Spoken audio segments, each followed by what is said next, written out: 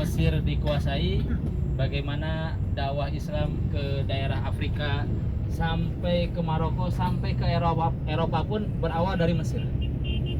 Bapak Ibu, bagaimana perbatasan ya, karena di atas perbatasan dengan Eropa. Jadi besok Bapak Ibu siapa yang mau ke Greek, mau ke Eropa, ahlan wa sahlan. Laut Mediterania. Tinggal berenang saja itu sudah ke Eropa. Pagi-pagi saya turunkan di laut, sorenya kita ambil kemari. Arwahnya. Tanah Mesir ini 80% Afrika, 20% Asia, yaitu Sinai. Nah, Sinai itu sudah masuk Asia. Ada perbatasannya, namanya Suez Canal. Suez Canal menjadi perbatasan antara Afrika atau terusan Suez antara Afrika dengan Asia. Jadi Mesir ini betul-betul middle apa? Betul-betul di tengah-tengah antara Afrika, Eropa dengan Asia.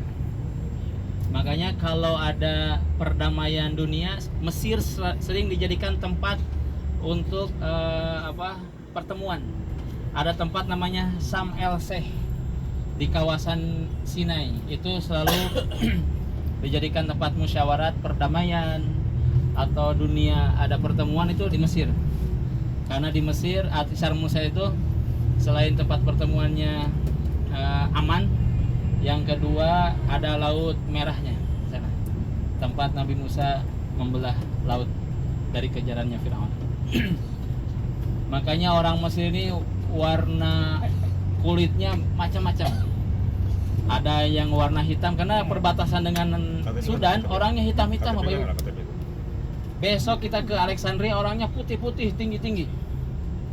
Kalau ke Sinai orangnya kecil-kecil seperti kita. Kayak orang Asia. Subhanallah. Makanya Bapak Ibu jangan heran juga di Mesir lihat mobil-mobil lama, kemudian lihat bangunan-bangunan lama, karena dari 100% tanah Mesir 94% itu padang pasir. Jadi yang ada di tempat ini hanya 6% saja. Bayangkan kalau lagi ada badai pasir. Makanya warna yang pertama tadi Ustadz Nur bilang kalau rumahnya jadi kena pajak, harus bayar pajak, tapi secara realita kenapa harus dicat? Sebab debu hampir tiap hari. Tapi jangan lihat luarnya Bapak Ibu, rumah orang Mesir. Lihat dalamnya. Dalamnya lebih hancur. Dalamnya lebih hancur, subhanallah.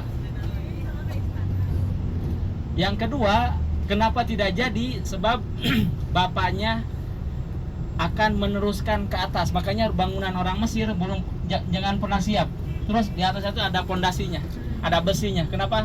Nanti anaknya akan terus.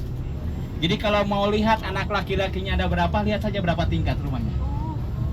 Menjadi standar anak laki-laki berapa tingkat. Betul Ustaz Nur? Betul.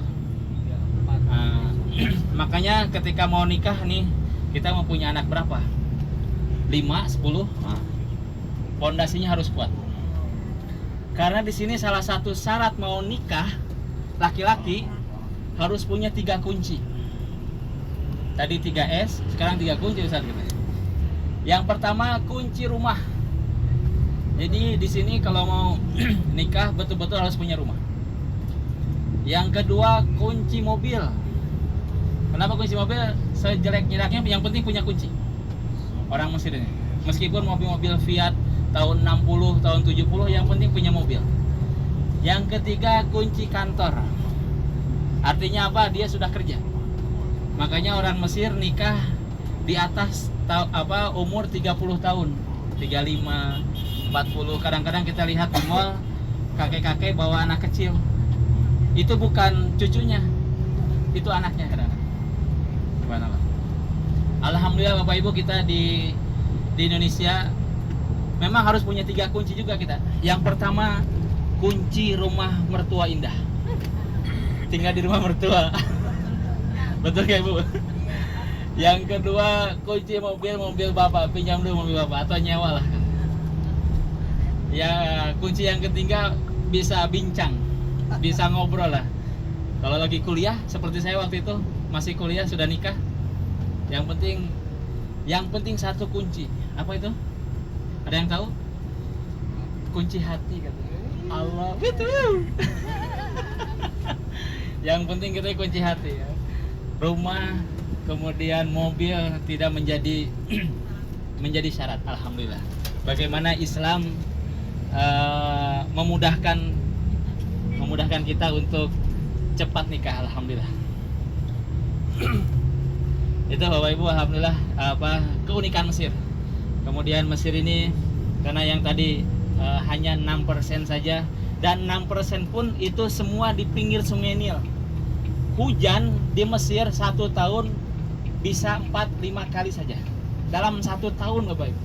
Makanya orang Mesir kita akan berlayar nanti malam di Sungai Nil.